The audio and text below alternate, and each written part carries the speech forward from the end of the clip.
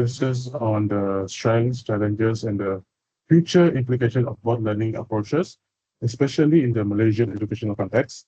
So, educational technology refers to the use of digital tools, platforms, and resources to enhance teaching and learning experiences. Okay, technology has become increasingly important in education as it promotes collaboration, accessibility, and interactive learning. So this topic is significant because many schools and universities in Malaysia have adopted blended learning after COVID pandemic. In line with the aspirations of the Malaysian Educational Blueprint 2013 until 2025. However, traditional learning remains relevant as it promotes direct interaction, immediate feedback, and a stronger social engagement among students. So moving on to blended learning. Blended learning is an educational approach that combines face-to-face classroom instruction with online learning activities. It allows students to learn both inside and outside the classroom through digital platforms. So some common characteristic of blended learning is including flexibility, student-centered learning, and the integration of technology into teaching and assessment. So popular digital tools that has been used is in blended learning are including Google Classroom, Moodle, Kahoot, and Quizzes. Moving on, blended learning offers several advantages. First, it provides flexibility, allowing students to access learning materials anytime and anywhere. Second, it improves accessibility, especially for students who need additional learning support. Third, it encourages self-paced learning and enabling students to revisit lessons according to their own needs. Lastly, it helps students develop digital literacy skills, which are essential for learning and working in today's digital era. Okay, thank you. I will now be passing the presentation to Valentine. Thank you, Aaron. Today, I will explain traditional learning. Traditional learning is a method of education where teaching and learning take place face-to-face in a classroom. The teacher delivery lesson directly to students. Its main characteristics include teacher-centered instruction, a basically classroom environment, a fixed timetable, direct interaction by the way, teacher and student. About the id- advantage, traditional learning has several advantages. First, students receive immediate feedback because they can ask questions and get answer instantly. Second is encourage better classroom interaction through discussion and group activity. Finally, face-to-face learning help build strong communication and relationship by the way teacher and student. Lastly, however, traditional learning also has some limitation. Student must follow fixed schedule which may to not suit everyone. It's also offer limited flexible because learning actually takes place only in the classroom. In addition, student depend on basically attendance, so missing class may affect their learning. Thank you. And thank you.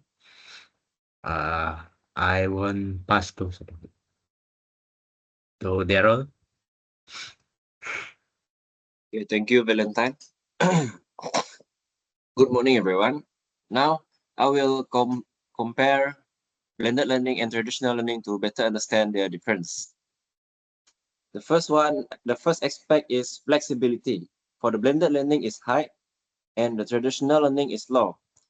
Accessibility is for the blended learning is high, traditional learning in moderate.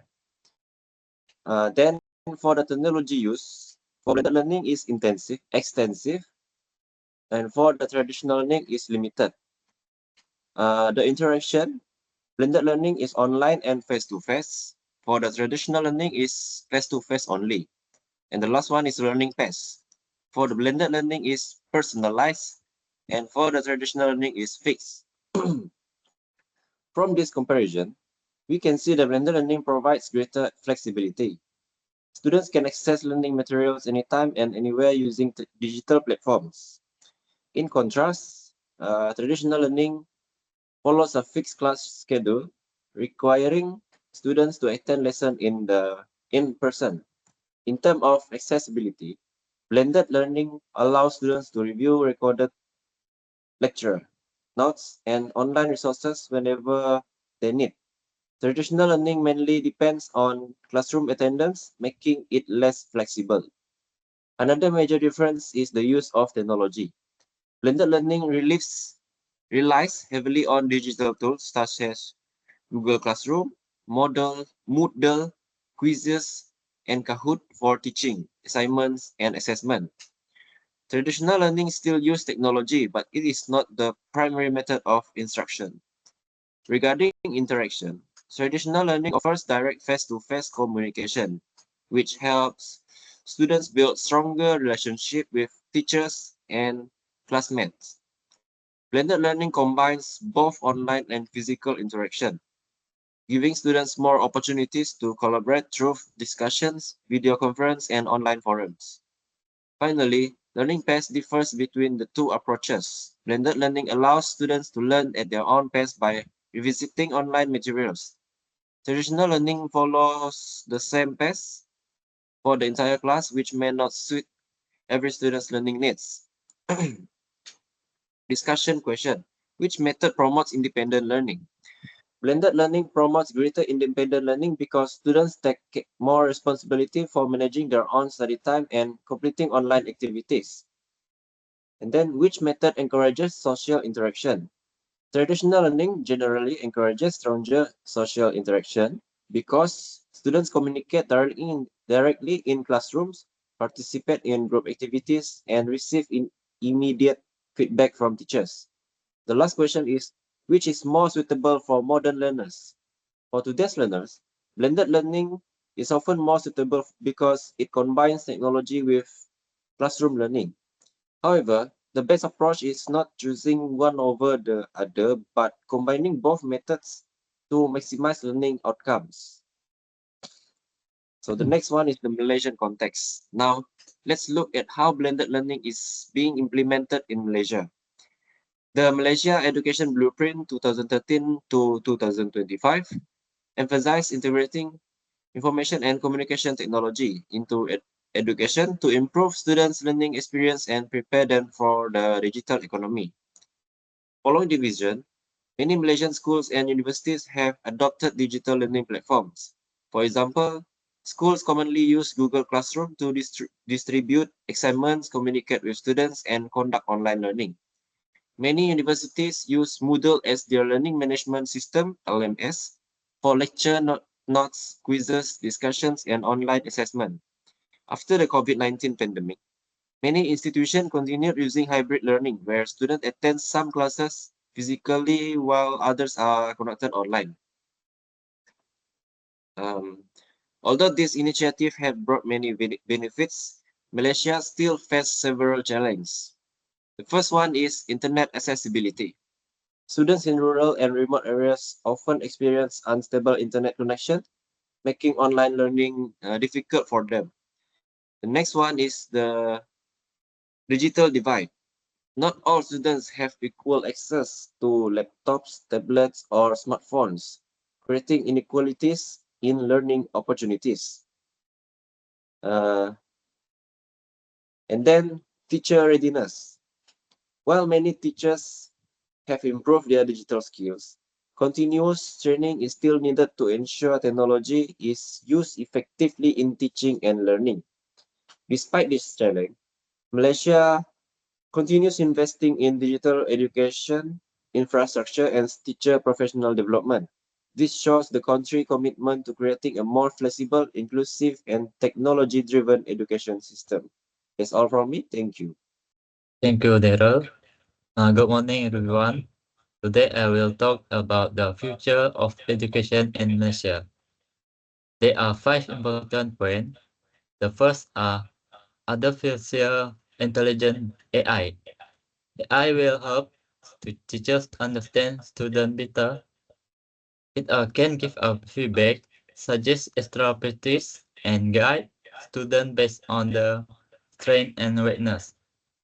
For example, I can point out grammar mistake and give exercise to improve student. The second point, hybrid classroom. The hybrid classroom can make a future classroom will make face-to-face learning with our online platform. This make learning more flexible and inclusive for students in rural area. The third point, the learning analysis. Teacher can ask data to see how students learn.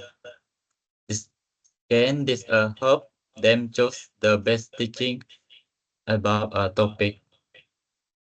For example, if students enjoy online quiz, teacher can ask more interactive activity. Next, mobile learning. For example, phone and tablet will be important tool for learning just now because students can study anytime and anywhere. This can make the lifestyle of young people who are always connection. The last point, personalized education. Each student will have their one learning path. The lesson will be adjusted to their interests and abilities. This helps students reach their full potential. In short, the future of education in Malaysia will combine traditional and digital learning to create a flexible and effective system. Now, we go to the conclusion. In conclusion, traditional learning and balanced learning both have a strength and weakness. Traditional learning gives a direct social interaction and quickly feedback from teacher. Blended learning offers flexible, wider access, and independent study. Formulation. The best way forward is to balance both approach. This gives a student the most effective learning and experience in the digital area. As a future education, we must be ready to ask technology together with a good teaching to keep education relevant and meaningful. That's all from me. All right, thank you very much, Patrick. I think that concludes our discussion for today, isn't it? So thank you everyone for coming for this discussion and thank you for your cooperation. All right. Thank you.